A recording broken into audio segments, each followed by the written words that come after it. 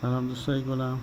توصیلات SYM J200 آموزش بازدید و یا تعویض فیلتر هوای SYM J200. شما فقط احتیاج به یه پیشکشی 4 سو دارید. این محفظه فیلتر هوای SYM J200 هستش. 4 تا چند تا پیچ 4 سو داره. در این قسمت ها یه پیچ اینجا، یه پیچ اینجا و یه پیچ هم اینجاه.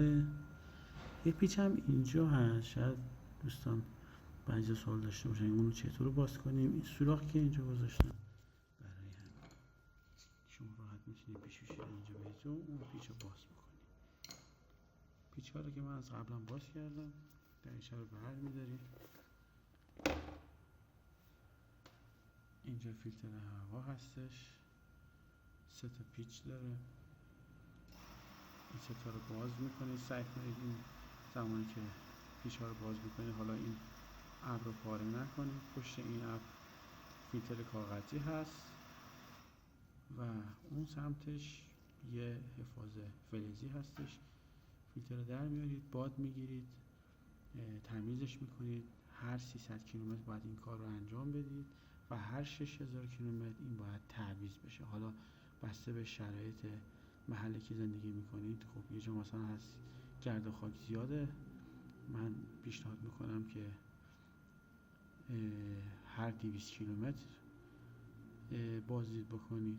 هر موقع تونستید بازدید بکنید و زودتر از چیزی که استانداردش گفته شده تعویض بکنید. به خاطر اینکه خب این محفظه ورودی هوای انجین هستش. اگر مسدود بشه باعث کاهش فوق‌العاده شدید راندمان موتور میشه، موتورسیکلت میشه.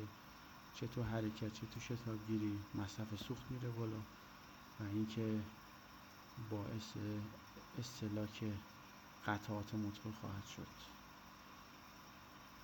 تعویضش هم که خب اگر تعویض قرار باشه میگی فیلتر رو تهیه میکنید، حتما هم اصلی تهیه بکنید. قرار بدید همینجا پیچ ها رو ببندید، محفظه رو بذارید، دوباره پیچ ها رو ببندید و تمام. یه کار خاصی دیگه ای نداره. امیدوارم که این آموزش براتون مفید بوده باشه. خدا نگهدار.